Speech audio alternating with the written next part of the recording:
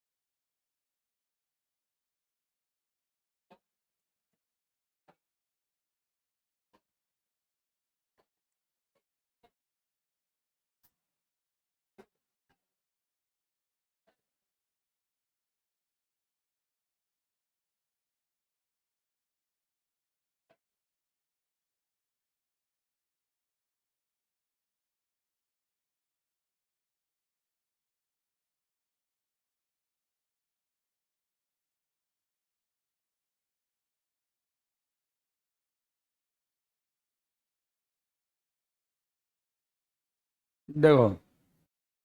तो हॉर्मोन्स के बारे में हम लोग डिस्कस कर रहे हैं, ठीक है। तो हॉर्मोन्स किस पे वर्क करता है? Hormones always work on receptor and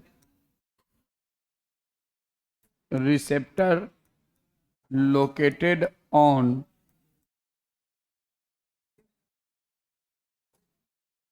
cell membrane in cytoplasm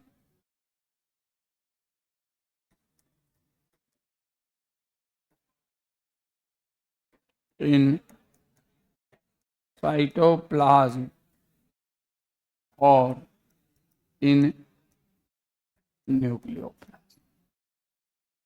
देखो, जो सेल मेम्ब्रेन पे रिसेप्टर होता है उसमें ये वाला पोर्शन कहलाता है एक्स्ट्रा सेलुलर डोमेन और ये वाला पोर्शन कहलाता है इंट्रा सेलुलर डोमेन। देखो, तो आपसे कहा जाए कि हार्मोन के लिए रिसेप्टर कहाँ कहाँ है, तो सेल मेम्ब्रेन पे, इन साइटोप्लाज्म और इन न्यूक्लियस। अब आपको ये ध्यान रखना है कि कौन सा जो हार्मोन सेल मेम्ब्रेन को क्रॉस कर जाएगा उसका रिसेप्टर या तो साइटोप्लाज्म में रहेगा या न्यूक्लियोप्लाज्म, और जो हार्मोन सेल मेम्ब्रेन को क्रॉस नहीं कर सकता है उसका रिसेप्टर कहाँ पे रहेगा? Cell membrane. जो सेल मेम्ब्रेन को क्रॉस कर जाएगा उसका या तो साइटोप्लाज्म में रहेगा या न्यूक्लियोप्लाज्म, और जो सेल मेम्ब्रेन को क्रॉस नहीं कर सकता है, सेल मेम्ब्रेन के अंदर घुस नहीं सकता है, उसका रिसेप्टर कहाँ पे रहेगा? सरफेस ऑफ सेल मेम्ब्रेन पे। तो सवाल ये पैदा होता है, कौन से हार्मोन का रिसेप्टर सेल मेम्ब्रेन पे रहेगा? दोज हार्मोन्स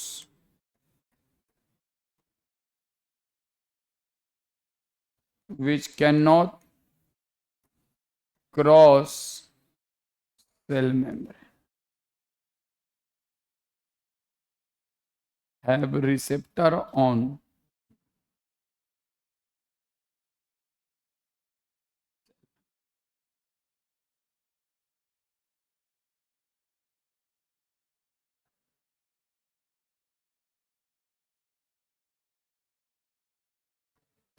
जैसे कि जितने भी पेप्टाइड या प्रोटीनियस हार्मोन है उनका रिसेप्टर कहाँ होगा?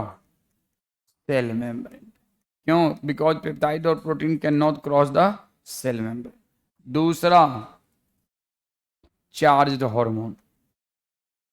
चार्ज हार्मोन जिसमें पॉजिटिव या निगेटिव चार्ज हो, और इसमें आता है एड्रीनालिन। एड्रीनालिन नॉर एड्रीनालिन अभी हमने आपको नहीं पढ़ाया है, नॉर एड्रीनालिन ये आयोडीनेटेड है लेकिन इसमें चार्ज भी होता है। Charge molecule can not cross the cell membrane. तो देखो, पेप्टाइड या प्रोटीनियस हार्मोन एक है या बहुत सारे हैं? बहुत सारे हैं ना।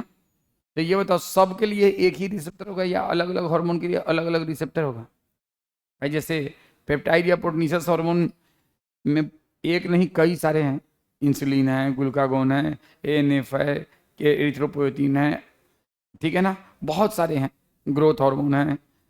तो ये पेप्टाइड या प्रोटीनियस हार्मोन के लिए अलग अलग पेप्टाइड या प्रोटीनियस हार्मोन के लिए अलग अलग रिसेप्टर है या सबके लिए एक ही रिसेप्टर है?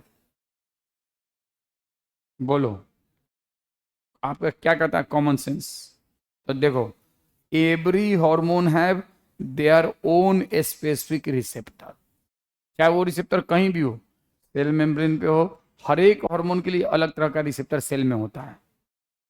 Every hormone have their every hormone work on specific hormone receptor. Every hormone work on specific, ये हो गया। यहां पे लिखो, इसके नीचे लिखना, इसको आप लिख लो।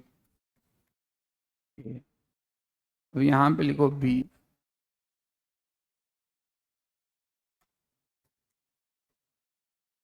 एवरी हार्मोन वर्क ऑन, या एवरी हार्मोन की जगह लिखो specific hormone work on specific receptor. Specific hormones work on specific receptors. Specific hormone work on specific receptor. Specific hormone work on specific receptor. अब मान लो यहाँ पे इंसुलिन इस receptor पे वर्क करेगा तो इस पे कोई और हार्मोन नहीं वर्क करेगा, इस पे सिर्फ इंसुलिन ही वर्क करेगा। Specific hormone work on specific receptors. तो हर जितना भी हमारे बॉडी में हार्मोन है ना, सबके लिए स्पेसिफिक रिसेप्टर्स हैं, सबके लिए। और वो रिसेप्टर का लोकेशन क्या हो सकता है? Cell membrane, cytoplasm, nucleoplasm. अब देखो, जो सेल मेम्ब्रेन पे वर्क करता है, ये अगर हो गया हो तो मैं आगे बढ़ूं।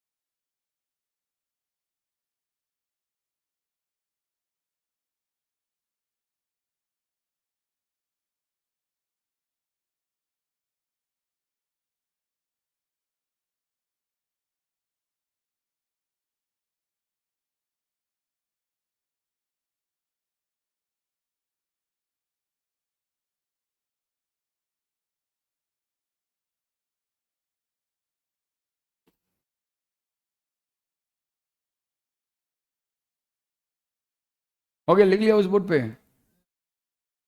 हो गया बेटा, स्पीड थोड़ा सा बढ़ाया करो आप लोग भी। जो हार्मोन सेल मेम्ब्रेन पे वर्क करता है उसको कहते हैं सरफेस एक्टिंग हार्मोन, और जो साइटोप्लाज्म या न्यूक्लियोप्लाज्म में करता है उसको कहते हैं intracellular acting hormone. Surface acting hormone, intracellular acting hormone.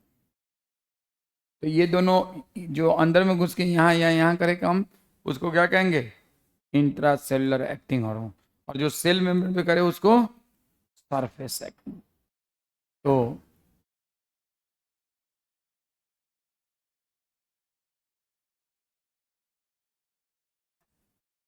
हो गया ना ये?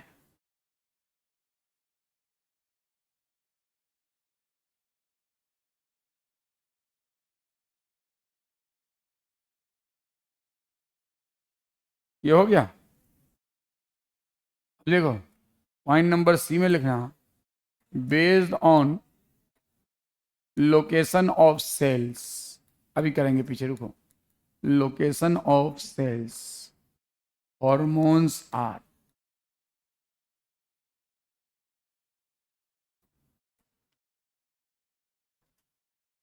Surface acting,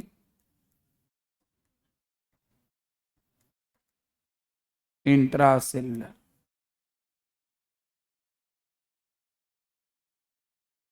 surface acting, intracellular. Surface acting का मतलब सेल मेम्ब्रेन के सरफेस पे, और जो साइटोप्लाज्म या न्यूक्लियोप्लाज्म में करे इंट्रासेलुलर। ये डायग्राम बनाने की जरूरत नहीं है। जो साइटोप्लाज्म में करे या न्यूक्लियस के अंदर करे इंट्रासेलुलर। तो भाई मेरे एक्टिंग, ये बताओ, कोई तुम्हारे घर के बाहर आके तुम्हारे घर के अंदर में कोई चेंज लाना चाह रहा है, और कोई तुम्हारे घर के अंदर आके घर में चेंज लाए, और कोई घर के दरवाजे से आपके घर के अंदर चेंज लाए, किसका इम्पैक्ट ज़्यादा देर तक रहेगा? तो घर के अंदर घुस के, are you getting my point? अगर कोई ये हमारा घर है और कोई बाहर से ही इंस्ट्रक्शन दे के हम लोगों में चेंज लाना चाह रहा है, और कोई घर में एक्चुअल में घुस के ला रहा है, तो किसका इम्पैक्ट ज़्यादा देर तक रहेगा? Which hormone work for longer duration and which hormone work for shorter duration? कौन से हार्मोन सरफेस एक्टिंग है? तो जो अभी हमने बताया, पेप्टाइड और प्रोटनीशियस, और दूसरा कौन सा है? एड्रेनलिन, नॉरेड्रेनलिन।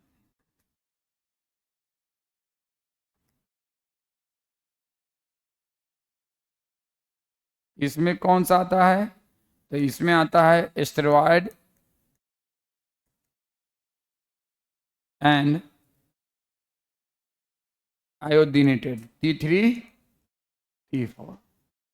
तो बताओ किसका impact, impact for work for longer duration, work for longer duration, work for relatively shorter duration. Next, work for longer duration, work for relatively shorter duration. Intracellular acting hormones जो है वो क्या है? तो वो कम ज़्यादा लंबे टाइम तक अपना इफेक्ट दिखाता है, ये कम टाइम तक दिखाता है। एस्ट्रॉयड और T3 T4 क्या है? इंट्रासेलुलर। और पेप्टाइड, एड्रेनलिन, नॉरेड्रेनलिन क्या है? Surface acting. पूरा लिख दो, surface acting hormones.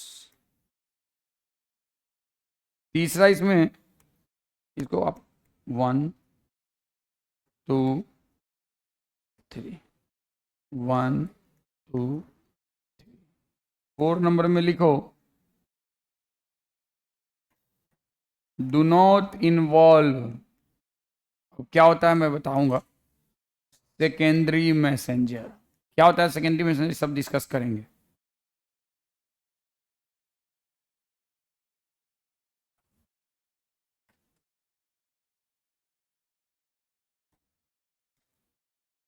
There is involvement of secondary messenger.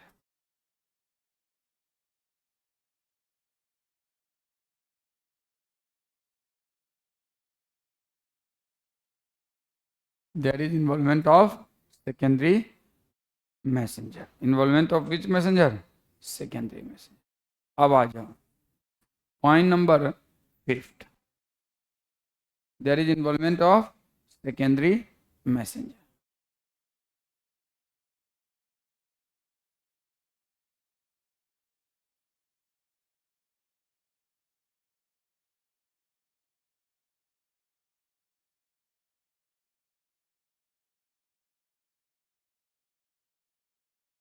क्या होता है बात करेंगे। पॉइंट नंबर 5 में लिखना, मैं यहाँ पे जगह नहीं है, ऊपर लिख देता हूँ 5 नंबर में। समझ लो ना, इसी का है, आप लोग अपने नोटबुक में वहीं लिखना, ठीक है ना। Involve cascade phenomena, cascade phenomena.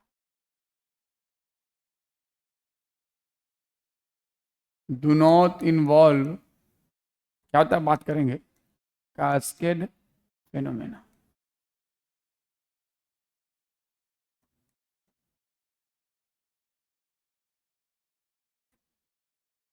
Do not involve cascade phenomena.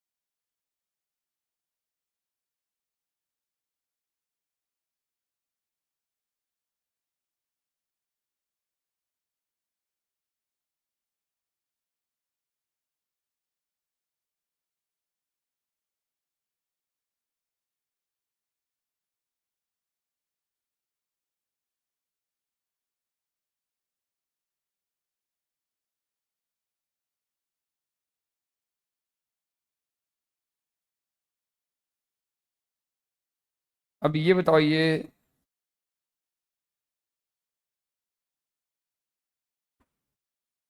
अभी जैसे ये दरवाजा बंद है, इधर से भी दरवाजा बंद है।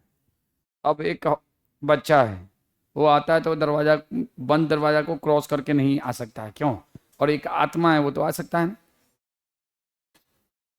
समझ रहे हो बात को, दिखा वो मूवीज में, आत्मा दरवाजा क्रॉस करके आ जाता है कि नहीं। तो अभी जैसे ये आया, अगर मान लो ये आत्मा होता है तो दरवाजा को खोलने की जरूरत नहीं थी, इसीलिए क्रॉस कर सकता है ना। तो आपको जो ये वाले हॉर्मोन्स हैं, दे आर जस्ट लाइक आत्मा, they cross the cell membrane, they cross the cell membrane. They are not like atma, they are just like human, and they work only on outside, they do not cross the cell membrane। मोटा मोटी समझने के लिए, अब देखो, अब cell membrane पे आएगा, तब जैसे मान लो कोई लड़का आया और अंदर में कोई इन्फॉर्मेशन पहुंचाना है, तो दरवाजा पीटेगा कि नहीं, या आवाज देगा कि नहीं, तभी तो अंदर जाएगा ना बात। तो जैसे मान लो यहाँ पे एक, अब देखो यहाँ पे, अब हम लोग डिस्कस कर रहे हैं मैकेनिज्म ऑफ एक्शन ऑफ, अभी ये सब बात आएगा समझ में, action of surface acting hormone, surface acting hormone. अब मान लो ये है सेल मेम्ब्रेन, और इस सेल मेम्ब्रेन पे ये एक हार्मोन है जिसका नाम है इंसुलिन। क्या नाम है? तो ये इंसुलिन का रिसेप्टर है। किसका रिसेप्टर है? इंसुलिन का। और इंसुलिन का जो ये रिसेप्टर है, उसमें ये कौन सा एक्स्ट्रा सेलुलर डोमेन है, बाहर वाला हिस्सा, डोमेन का मतलब हिस्सा,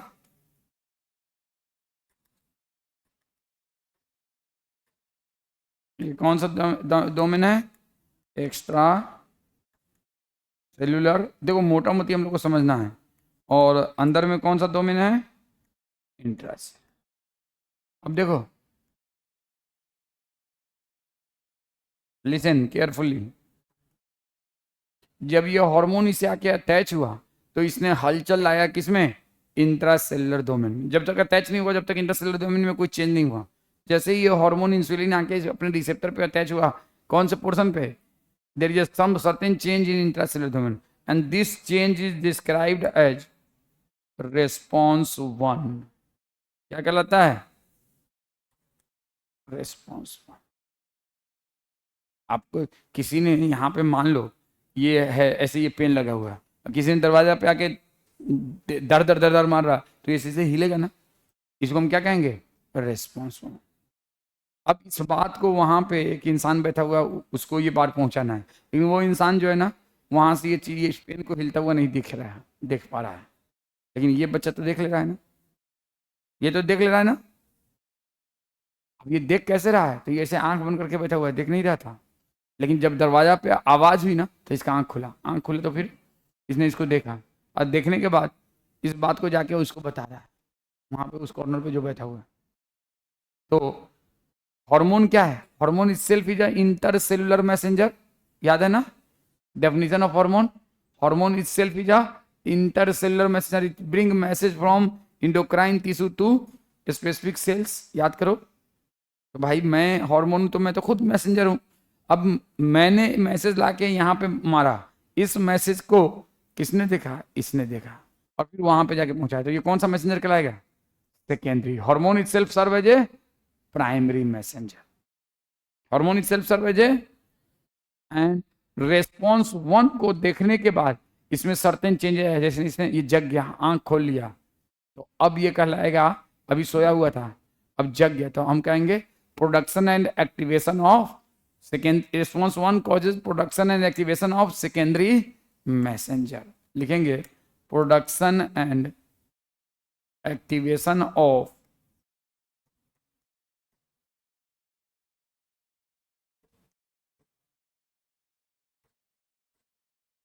सेकेंडरी मैसेंजर।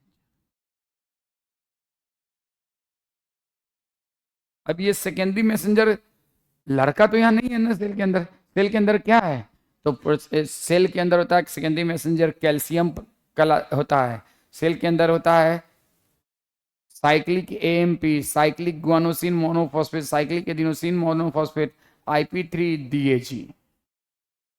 आपको 5 नाम याद रखने हैं, ये सेकेंडरी मैसेंजर हैं, अलग अलग हार्मोन के लिए अलग अलग सेकेंडरी मैसेंजर। तो जैसे कि सेकेंडरी मैसेंजर के आपको नाम याद रखने हैं, कैल्शियम,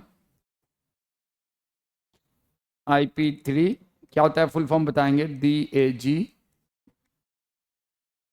और क्या CAMP, सब बताएंगे, घबराइए मत, CGMP, डिटेल में तो बायोमोलिकुल में।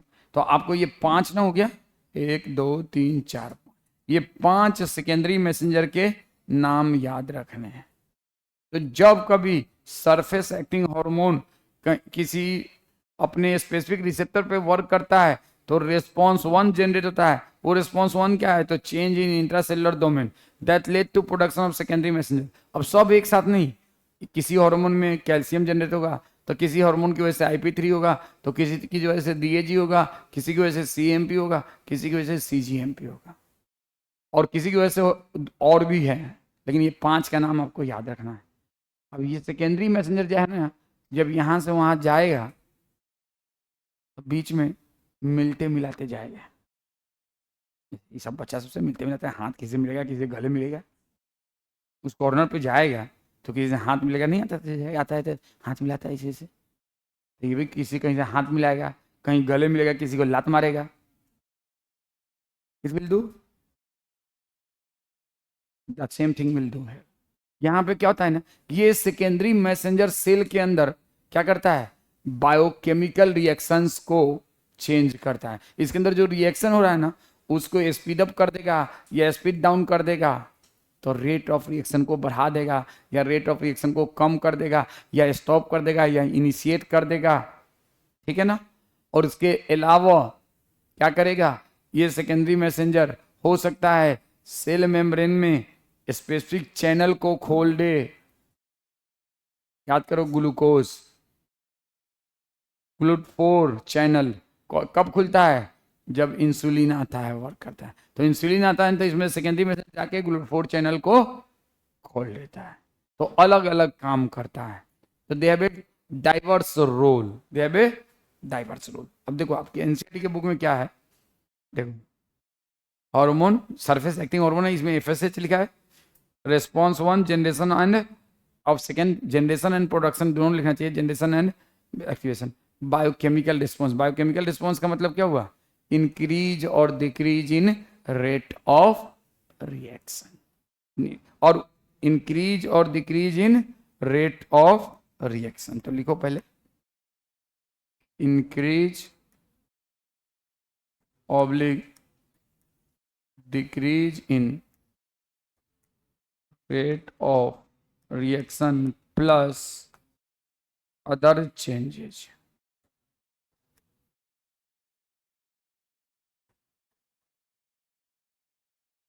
Other changes plus other changes. अब उससे क्या होगा, अदर चेंजेस का मतलब जैसे कि क्या किया, क्या किया, तो चैनल खोल दिया, प्रोटीन की चैनल खोल दिया, या इसमें क्या किया, कोई चीज को तोड़ रहा है, कोई चीज को बना रहा है, तो एनाबोलिक और कैटाबोलिक रिएक्शन दोनों में से कोई एक रिएक्शन को करेगा या दोनों को करेगा। जैसे मान लो इंसुलिन है तो प्रोटीन सिंथेसिस करेगा, लिपिड सिंथेसिस करेगा, कार्बोहाइड्रेट सिंथेसिस करेगा, लिपिड ब्रेक डाउन करेगा, तो अलग अलग रिएक्शन को कराएगा। उसके अलावा हो सकता है बॉडी में ग्रोथ कराए, तो क्या होता है, डेवलपमेंटल इफेक्ट। कौन सा इफेक्ट, डेवलपमेंटल इफेक्ट। कौन सा इफेक्ट, आप देखो developmental effect secondary messenger directly या वाया इसके, और इन दोनों को हम लोग क्या कहते हैं, फिजियोलॉजिकल। ये बात आपके बुक में इस तरह से नहीं लिखा है, मतलब लिखा तो है, टेक्स्ट में लिखा है फिजियोलॉजिकल रेस्पॉन्स। कौन सा रेस्पॉन्स, फिजियोलॉजिकल रेस्पॉन्स का मतलब क्या हुआ, सर्टेन फंक्शनिंग हुई नहीं हुई। देखो हमने क्या कहा, सरफेस पे जब कोई वर्क हुआ तो इसमें इंटरनल चेंज हुआ इसके रिसेप्टर में, उसको क्या कहा, रेस्पॉन्स। उसकी वजह से इसके अंदर कुछ सेकेंडरी मैसेंजर पैदा हुआ, depend upon type of hormone. उसने क्या किया, रेट ऑफ रिएक्शन को बढ़ाया घटाया, उसके अलावा डेवलपमेंटल इफेक्ट किया, जैसे कि प्रोटीन सिंथेसिस किया, सेल को साइज को बड़ा करेगा छोटा करेगा, और इन सब की वजह से सेल के अंदर सर्टेन फंक्शनिंग होगी, उसको हम क्या कहेंगे, फिजियोलॉजिकल। क्या कहेंगे उसको, फिजियोलॉजिकल। जैसे चैनल खुल जाएगा तो वो भी एक फिजियोलॉजिकल रिस्पॉन्स है, चैनल बंद हो जाएगा वो भी एक फिजियोलॉजिकल रिस्पॉन्स है। तो इस तरह से सेल का, तो ये बताओ हार्मोन कॉजेज इंक्रीज और decrease in rate of reaction दोनों, जबकि इंजाइम जो है ना हमेशा increase in rate of reaction. बात करेंगे इंजाइम का और हार्मोन का, अभी पहले ये बात समझो। तो सरफेस एक्टिंग हार्मोन जो है ना क्या किया, सबसे पहले कौन सा रिस्पॉन्स किया, रेस्पॉन्स 1। रेस्पॉन्स 1 का मतलब क्या है, चेंज इन, रेस्पॉन्स 1 का मतलब क्या है, चेंज इन इंट्रासेलुलर। रेस्पॉन्स 1 मतलब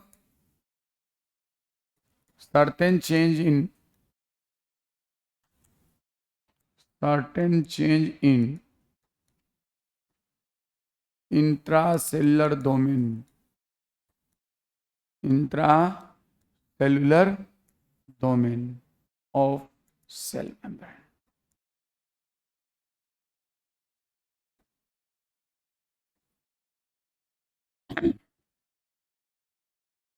दूसरी चीज, generation of second messenger lead to क्या, इंक्रीज और decrease in rate of reaction और other type of biochemical action plus developmental effect, और इन सबको कंबाइनली वजह से सेल सर्टेन फंक्शन किया, उसको हम क्या कहेंगे, फिजियोलॉजिकल रिस्पॉन्स। अब बताओ प्लीज लिसन, मैंने एक मुक्का यहाँ पे एक इंसुलिन गया, ये 5 बार ऐसे मूव हुआ, मेरी बात सुनना, एक इंसुलिन यहाँ अटैच हुआ ना तो ये 5 बार ऐसे से किया, ये 5 बार जो है ना ऐसे ऐसे किया, तो 5 रेस्पॉन्स हमने आया, इसकी वजह से 25 सेकेंडरी मैसेंजर जनरेट हुआ। 25 ने क्या किया, 125 रिएक्शन को कराया, 125 रिएक्शन ने, उसको 5 से मल्टीप्लाई करोगे तो क्या होगा, 125 इंटू 5 625 फिजियोलॉजिकल रिस्पॉन्स। तो हर स्टेप पे क्या हो रहा है, एक्टिविटी बढ़ती जा रही।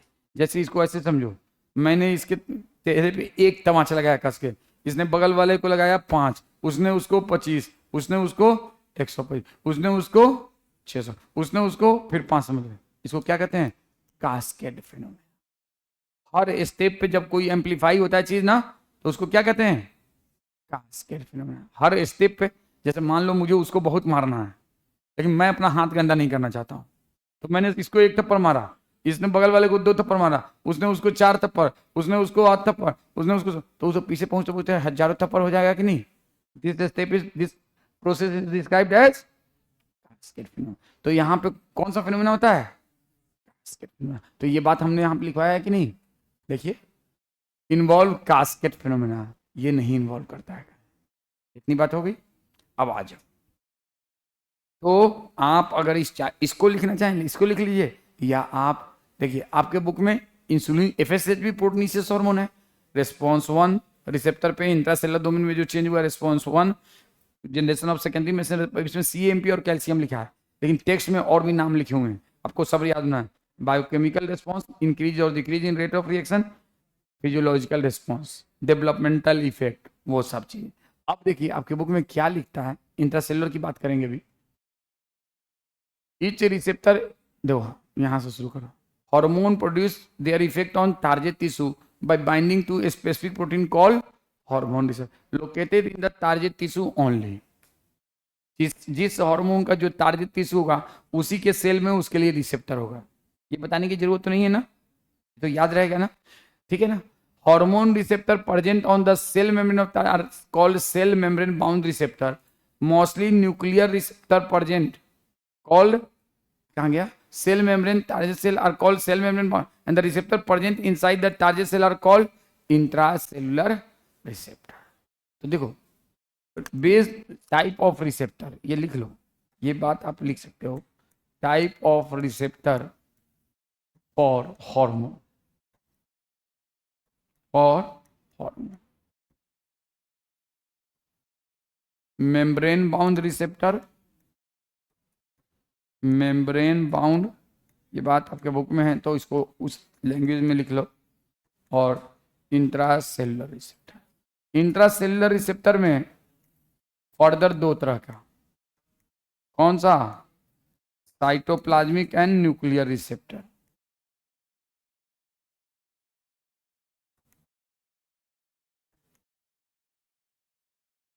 Nuclear receptor.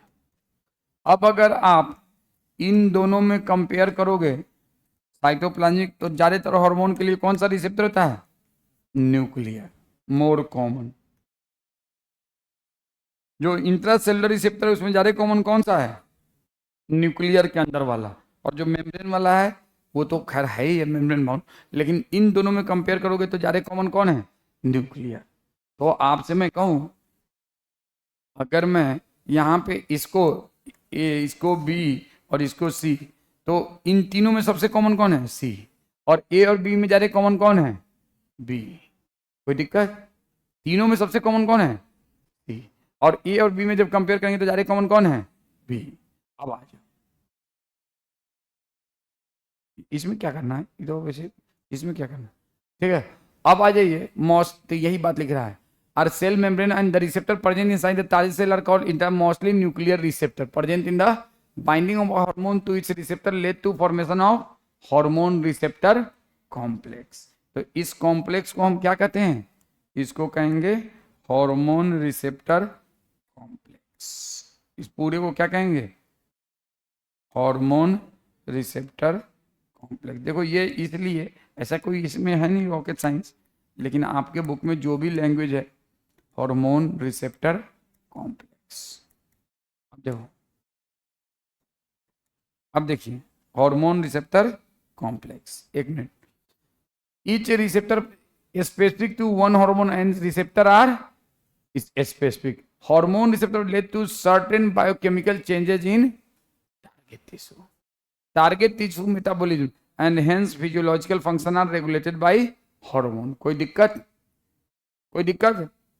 On the basis of their chemical nature, hormone, ये तो हमने पहले ही बात रखा है, hormone which interact with membrane bound normally do not inter target cell.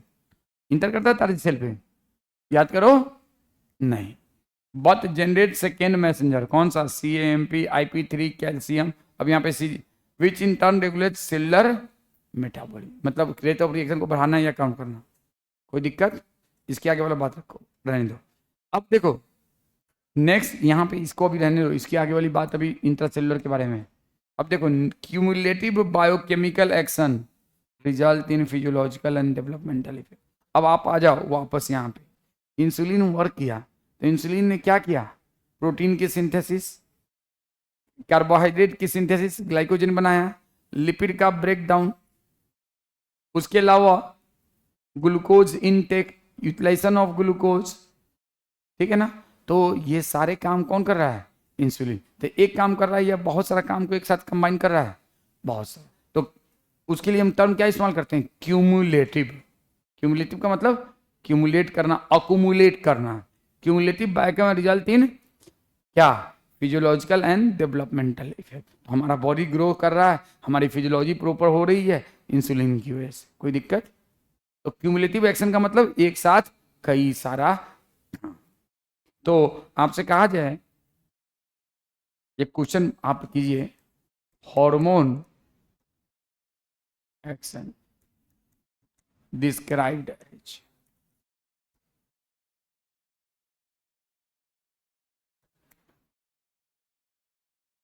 Individual action, cumulative action,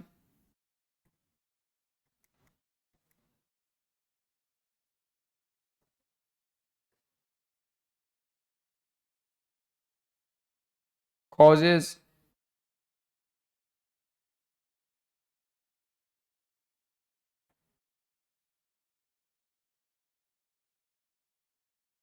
step wise action,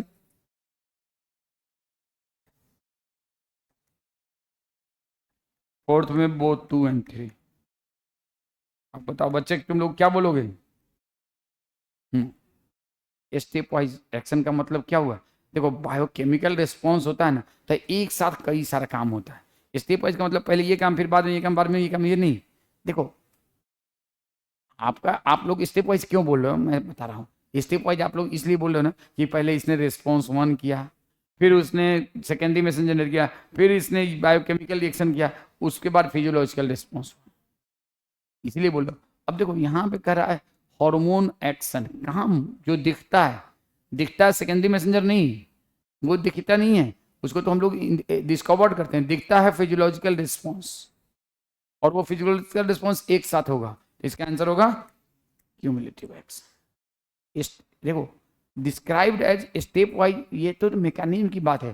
cumulative action, अब यहाँ पे ये भी नहीं है कि सरफेस एक्टिंग हार्मोन, सब hormone, it is valid for surface acting hormone as well as intracellular. अभी इंट्रासेलुलर हार्मोन का एक्शन बताएंगे, तब कहोगे अच्छा सर आप सही बोल रहे थे, मैंने क्वेश्चन पहले कराया, अभी आंसर, अभी मैकेनिज्म ऑफ, ये दोनों हार्मोन के लिए रिस्पॉन्सिबल है। कौन के लिए, सरफेस एक्टिंग के लिए भी और इंट्रासेलुलर के लिए। सरफेस एक्टिंग में आपको कंफ्यूजन हो रहा है, लेकिन जैसे मैं इंट्रासेलुलर बताऊंगा, यहाँ पे लिखा है सरफेस एक्टिंग हार्मोन, यहाँ पे सिंपली हार्मोन है। It is valid for all hormones whether surface acting whether intracellular. अब इंट्रासेलुलर हार्मोन के मैकेनिज्म ऑफ एक्शन को समझें तो क्या होता, नहीं हुआ क्या है, अच्छा इससे पहले वाला करो। देखो इंट्रासेलुलर हार्मोन में क्या होता है, जैसे मान लो ये तुम्हारा सेल है और ये न्यूक्लियस है। इंट्रासेलुलर हार्मोन के लिए ज्यादातर रिसेप्टर कहाँ होता है, न्यूक्लियस के अंदर या न्यूक्लियस के बाहर है? न्यूक्लियस के अंदर। तो यहाँ पे एक रिसेप्टर है हार्मोन की। अब क्या हुआ ना, एक हार्मोन है जिसका नाम है एस्ट्रोजेन, और एस्ट्रोजेन के लिए रिसेप्टर कहाँ पे है, या T3 T4। आपके बुक में शायद T3 T4 का एग्जाम्पल दिया है, आपके बुक में किसका दिया मुझे ध्यान नहीं है। T3 T4 और इंटर, आपके बुक में एस्ट्रोजन ही दिया है, क्या दिया है, एस्ट्रोजन। चलो, तो ये है हार्मोन एस्ट्रोजन, और एस्ट्रोजन सीधे सेल मेम्ब्रेन को क्रॉस किया, न्यूक्लियर मेम्ब्रेन को क्रॉस किया, और जाके अपने रिसेप्टर से। Now this is described as hormone receptor complex. तो यहां भी बनता है हार्मोन रिसेप्टर, सरफेस पे भी बना हार्मोन रिसेप्टर कॉम्प्लेक्स। अब ये क्या करेगा? Does it causes generation of, अरे आत्मा आ गई बाहर से डायरेक्टली अंदर, तो वो क्यों इस बच्चे को जगाएगी? सीधे वहीं पहुंच जाएगी ना।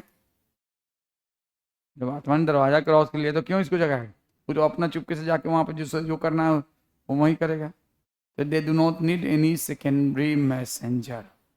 ये सीधे जाएगा और जाके हार्मोन रिसेप्टर कॉम्प्लेक्स, ये वाला जो कॉम्प्लेक्स है, ये hormone receptor complex bind with any gene. अब जीन का तुम लोग को उतना आइडिया नहीं होगा, नाम तो सुना होगा ना, bind with certain gene.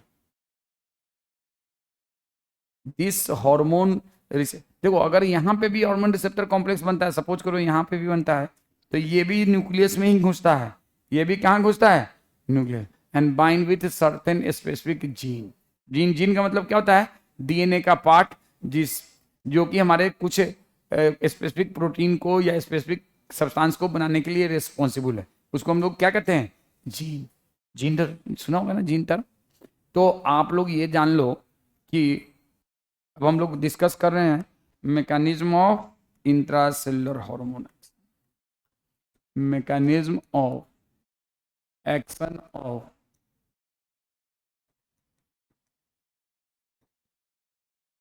Intracellular. लिखो, तो लिखना it bind with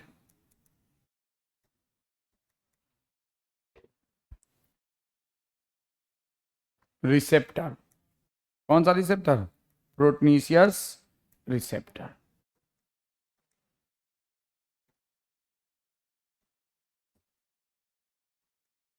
within cytoplasm और nucleoplasm.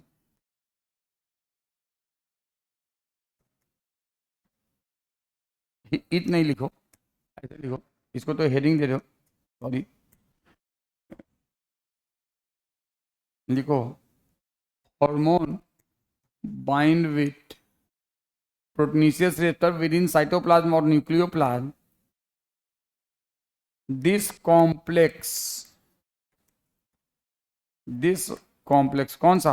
Hormone receptor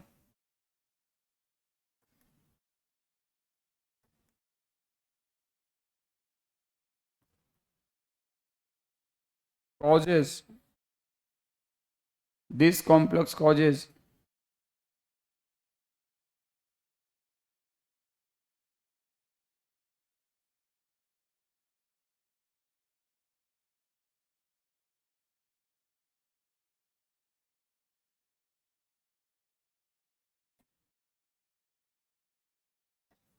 bind with gene, with specific gene. अब देखो, जीन का कंसेप्ट नहीं मालूम है तो रहने दो, क्लास 12 में समझना बहुत डिटेल में। दिस कॉम्प्लेक्स कौन सा? Hormone receptor bind with specific gene and led to activation और deactivation of gene.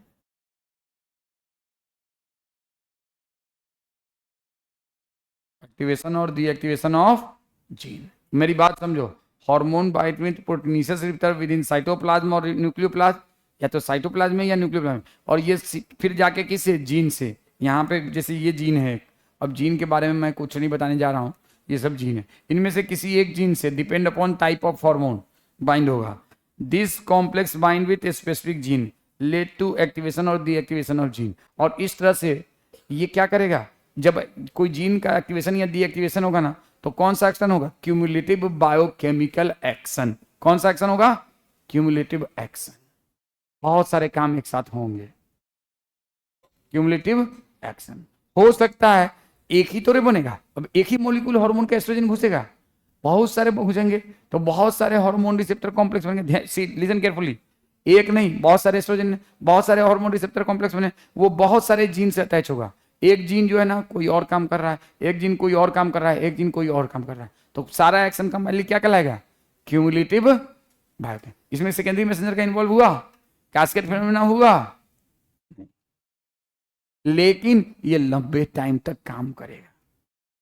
Surface acting hormone बहुत थोड़ी देर के लिए काम करता है। होता क्या है ना, जैसे ही सरफेस एक्टिंग हार्मोन आके यहाँ बढ़ा, it is immediately this hormone metabolised here by enzymes present in tissue fluid. तो surface acting hormone work only for shorter duration and intracellular hormone relatively work for longer. काफी देर के बाद ये metabolise होता है। कौन सा? इंट्रासेलुलर। इसीलिए हमने लिखवाया है, ये देखिए कि work for do not involve secondary messenger, do not involve cascade phenomena. कोई दिक्कत? Do not involve cascade phenomena. अब देखिए आपके बुक में क्या लिखता है, ये देखिए, ये पहले देख लीजिए, यही किया है इन्होंने। हार्मोन रिसेप्टर कॉम्प्लेक्स है, जाके जीन से बना, जीन से जेनेटिक मेकअप को चेंज किया, ये डीएनए को दिखाया है। और जीनोम होता है, जीन का, जीन को ही दूसरा नाम समझ लो, जीनोम है। देखो क्या कर रहा है, hormone which interact with intracellular receptor steroid iodinated mostly regulate gene expression और chromosome function by interaction of hormone receptor complex with genome. Genome मतलब अभी आप जीन ही समझो, अभी आप जीन ही समझो। कोई दिक्कत? तो यहाँ पे ये कुछ में तो कुछ भी नहीं होता है। तो अब आपसे कोई पूछे कि क्यूमुलेटिव बायोकेमिकल एक्शन क्या सरफेस एक्टिंग हार्मोन से? नहीं, दोनों से। एक कास्केड फिनोमेना किससे? तो सिर्फ सरफेस एक्टिंग से। सेकेंडरी मैसेंजर का इन्वॉल्वमेंट किससे? सिर्फ सरफेस एक्टिंग से। आपसे पूछे कि लॉन्गर ड्यूरेशन तक कौन काम करेगा? इंट्रासेलुलर। शॉर्ट ड्यूरेशन तक कौन करेगा? Surface acting. क्यों ये शॉर्ट ड्यूरेशन तक करता है? क्यों? क्योंकि इस हार्मोन को इमीडिएटली यहाँ पे एंजाइम्स होते हैं और इस हार्मोन को मेटाबोलाइज कर देते हैं। लेकिन जबकि इंट्रासेलुलर हार्मोन के लिए एंजाइम तो सेल के अंदर होता है, लेकिन ये धीरे धीरे मेटाबोलाइज, क्योंकि ये कम होता है और धीरे धीरे मेटाबोलाइज होता है, तो it work for longer duration. कोई दिक्कत? तो अब आप लोग का ये कहानी यहीं पे खत्म होता है। ठीक है, तो आपको क्या याद रखना है, तो आप एक बार क्या कीजिएगा, घर जाइएगा तो मैकेनिज्म ऑफ हार्मोन एक्शन एक बार आप देखिए। मैं एक बार पढ़ देता हूँ फिर से, इट इज वर्थ रिपीटिंग। अब देखो, सबसे पहले जल्दी 2 मिनट सुनो। Hormone produce their effect on target tissue by binding to specific protein called located in the only hormone receptor present on cell membrane of the target cell are called membrane bound and receptor present inside the cell are called intracellular, mostly nuclear. Binding of hormone to its receptor led to the formation of hormone receptor complex. दोनों में। next, each receptor is specific to hormone only and hence receptor are specific. Hormone receptor complex formation led to subtle biochemical changes in target tissue. Target tissue metabolism and hence physiological function are regulated by hormone. ये तो हम already बता चुके हैं। Hormone which interact with membrane bound receptor are normally do not enter target cell but generate second messenger. देखो कुछ बच्चा पूछ सकता है कि नॉर्मली का क्या मतलब, कुछ इंटर भी करता है? हाँ कुछ करता है, छोड़ो हटाओ, उसके अंदर में नहीं जाना है। Secondary messenger which in turn regulates cellular metabolism. Hormone which interact with intracellular receptor जैसे कि steroid iodothyronine mostly regulate gene expression और by the interaction with hormone with their genome या जीन, एक ही चीज है। Cumulative biochemical action occur for both surface acting hormone और intracellular hormone. और ये डायग्राम है जिसमें आपको ये याद रखना है, one response, secondary messenger, biochemical response, physiological action, और हर लेवल पे वो एम्पलीफाई होता है, तो उसको क्या कहते हैं? Cascade phenomena. यहाँ पे कोई एम्पलीफाई नहीं था, सीधे ये गया और जीन से बंध गया। यहाँ कोई एम्पलीफाई नहीं होता है, लेकिन काफी देर तक बंधा रहेगा। तो दोनों, अब ये एक ही जीन से नहीं, ऐसे बहुत सारे कॉम्प्लेक्स होंगे रिसेप्टर और अलग अलग जीन से, तो बहुत सारा काम एक साथ, तो क्यूमुलेटिव बायोकेमिकल एक्शन। कोई दिक्कत? क्यूमुलेटिव का मतलब बहुत सारा एक साथ। अब आप लोग क्या, ये आपकी जिम्मेदारी है कि जाके एनसीईआरटी की समरी पढ़ेंगे, क्वेश्चंस करेंगे, जरूर करेंगे, ये सारे क्वेश्चंस करेंगे, करना जरूर करना, नेट से नहीं, चैट जीपीटी से नहीं, गूगल से नहीं, खुद से, खुद से। It's your duty. मैं सबका कॉपी चेक करवाऊंगा, सबको क्वेश्चन करके मंडे तक इस बार तो टेस्ट है नहीं, कल क्लास भी नहीं है। मंडे तक आप सबको ये 9 के 9 क्वेश्चन करके लाने हैं अपने नोटबुक में, ठीक है ना। मंडे को मैं चेक करवाऊंगा मैडम से, मैं तो मेरे पास तो इतना टाइम होता नहीं है, मैं मैडम से चेक करवाऊंगा सबका। तो सबको ये 9 के 9 क्वेश्चन आंसर करके लाने हैं, और जिनका नहीं होगा उनकी धुलाई होगी। तो रीन की या सर्फ एक्सेल की, बोलिए जो कहिएगा उसकी हो जाएगी। तो सब लेकिन करके सबको आना है, ठीक है। और ये आपका हो गया दिस ऑल। नेक्स्ट कौन सा चैप्टर शुरू करें, बायोमोलिकुल या न्यूरल कंट्रोल? चलो देखो, मुझे लगता है बायोमोलिकुल शुरू करें, क्योंकि बहुत सारी चीज़ें जो है ना वो बायोमोलिकुल के बगैर अधूरा हो जाता है, वो अधूरा हो जाता है। लेकिन मैं बता रहा हूँ बायोमोलिकुल में अगर एक भी क्लास से स्किप किए या देर से भी आए तो समझ में नहीं आएगा, क्योंकि उसमें देसी केमिस्ट्री पढ़ाना पड़ता है। देखो biomolecule is a part of biochemistry, उसमें बायोलॉजी और केमिस्ट्री दोनों पढ़ना होता है। और आप लोगों को भी केमिस्ट्री बहुत कम आती है, उसमें बहुत सारे 12th के केमिस्ट्री का एप्लीकेशन है, ऑर्गेनिक केमिस्ट्री का, तो उसको हम अपने स्टाइल में पढ़ाते हैं, जिसमें केमिस्ट्री कहीं भी लगेगा नहीं, हर हर जगह केमिस्ट्री है। तो वहाँ पे केमिस्ट्री का कोई इन्वॉल्वमेंट नहीं होगा, लेकिन पूरी जगह केमिस्ट्री का इन्वॉल्वमेंट है अपने स्टाइल में, देसी तरीके से, ठीक है। तो वो आपको ध्यान रखना होगा कि थोड़ा सा बी सिंसियर। अगर इसमें जैसे इस टॉपिक में अगर आपका क्लास छूट भी गया है ना, तो या आप कभी बाद में उसमें भी देखेंगे तो काम चलेगा, लेकिन उस टॉपिक में आप बाद में देखेंगे तो काम नहीं चलेगा, इस चीज़ का ध्यान रखिएगा। चलिए, बीटीएस में पूरा एनिमल किंगडम, पूरा केमिकल कोऑर्डिनेशन, बस बस नहीं है। चलो एनिमल किंगडम में कोऑर्डेटा एंड केमिकल कोऑर्डिनेशन, ठीक है ना। एनिमल किंगडम में कोऑर्डेटा एंड केमिकल कोऑर्डिनेशन, कोऑर्डेटा नहीं, नॉन कोऑर्डिनेटर तो हो चुका है ना, और दूसरा केमिकल कोऑर्डिनेशन, सिर्फ केमिकल कोऑर्डिनेशन, सिर्फ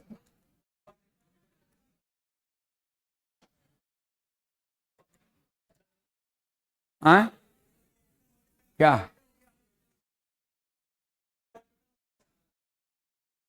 हाँ, चलो